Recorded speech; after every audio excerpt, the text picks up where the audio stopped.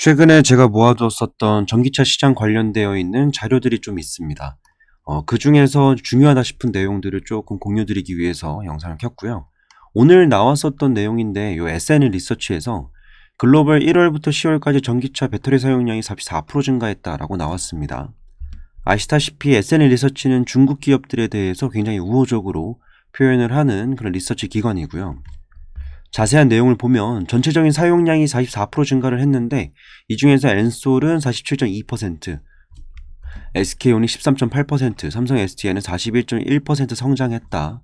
그래서 우리나라 기업이 3위, 5위, 7위를 기록했다라고 하는데 일반적으로 이 점유율 볼 때요. 중국 기업을 포함한 것과 포함하지 않는 기업들을 구분해 봅니다. 포함하지 않은 기업을 봤을 때는 당연히 LG엔솔이 1위고 중국 기업까지 포함을 했을 때는 엔솔이 3위에 위치하게 됩니다.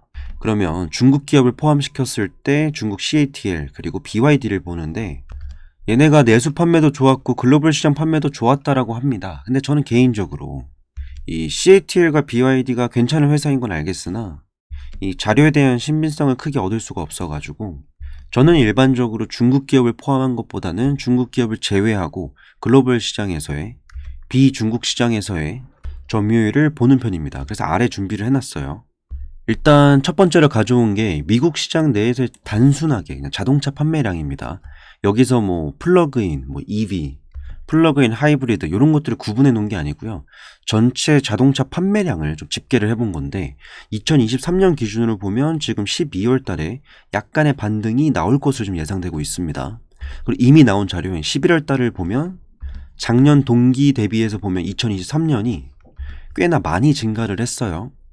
자세한 내막을 들여다보면 11월 달이 작년 동기 대비해서 8.8% 증가를 했는데 여기서 세부 내용들을 보면요. 일반적인 승용차는 오히려 떨어졌습니다. 근데 뭐 픽업 트럭 아니면 SUV 같은 쪽에서 많은 증가율이 나오게 되면서 전체적으로 성장한 걸로 뜨고 있는 거죠. 그래서 2023년 11월 기준으로 가장 많이 팔린 시리즈를 보면 포드, 쉐보레, 토요타 이렇게 되어 있습니다. 자, 전체적인 자동차 판매 시장 자체도 괜찮았는데 그 안에 있는 EV 시장이 어땠는지 좀 보면 이게 11월 27일 날 발표된 거고요. 아마 이번 달 내로 11월 자료도 나올 겁니다. 근데 일단 10월 달 거를 기준으로 보면 10월 기준으로 27.9% 성장이 있었습니다. 110만 3천 유닛이 더 팔렸고요. 해당 통계에 포함되는 국가들이 중국, 미국, 일본, 인도, 독일, 프랑스, 브라질, 영국, 한국, 캐나다, 이탈리고요. 11개의 메이저가 있고 나머지 세 국가들은 노르웨이, 스웨덴, 핀란드인데 얘네를 다 합쳤을 때 전체 량 중에서 90%입니다. 그러니까 얘네만 봐도 충분하다라는 거죠. 그러니까 메이저 시장을 모아놓은 건데 이 메이저 시장 내에서의 전기차 판매량 자체가 27.9% 증가했다라고 뜹니다. 특히나 두 번째 노트라고 되어 있는 부분을 읽어보면 여기 놀딕 컨트리에서의 전기차 전환율이 높았던 이유, 놀딕이랑은 북유럽입니다. 첫 번째 이유로는 이 북유럽 쪽에서는 일단 자연에 대한, 환경에 대한 경각심이 원래 높다. 항상 높아왔다. 그리고 이쪽에서는 친환경 재생에너지가 많이 생산되고 있는데 이걸 사용한 전기차를 쓰는 것에 대해서 그리고 그 필요성에 대해서 많은 경각심을 가지고 있다. 이렇게 원인을 꼽고 있습니다. 그래서 우리가 일반적으로 생각할 때는 유럽 시장 그리고 북미 시장 이렇게 나누어 보는데요. 아니죠. 유럽 시장 보고 이제 북미 시장 보는데 유럽 시장 내에서도 북미 시장이 굉장히 유망해 보이는 게 이쪽은 친환경 재생에너지를 통해서 충분히 돌리고 있습니다.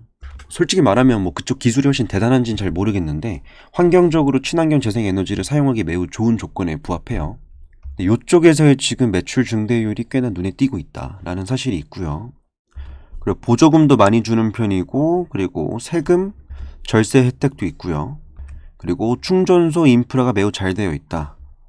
그리고 전기차 모델들이 다양하게 지금 고를 수 있게끔 초이스를 마련하고 있다는 점. 이것 때문에 지금 북유럽 쪽에서의 판매량 호조가 나오고 있다라고 합니다. 9월 말에 영국의 정부는 발표를 했다. GEV 맨데이트라는 것인데 그러니까 자동차 판매사들한테 매년마다 충전소를 설치해라라고 강요를 한 겁니다. 2030년까지. 그래서 현재 영국에서는 요 충전소가 계속해서 지어지고 있는 상태인 거고 이 인프라 관련되어 있는 투자도 굉장히 활성화되어 있다라고 합니다. 하지만 이제 9월 달에 보면 독일 쪽에서의 전기차 판매량이 조금 감소를 했는데 법인차 쪽에서의 어떤 뭐 혜택들이 끝났다라고 하는데요. 뭐 일시적인 영향인 것 같아요.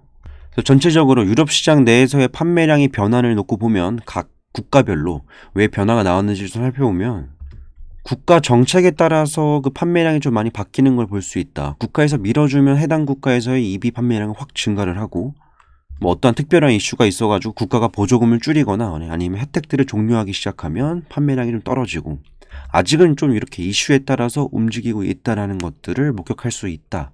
그런 자료입니다.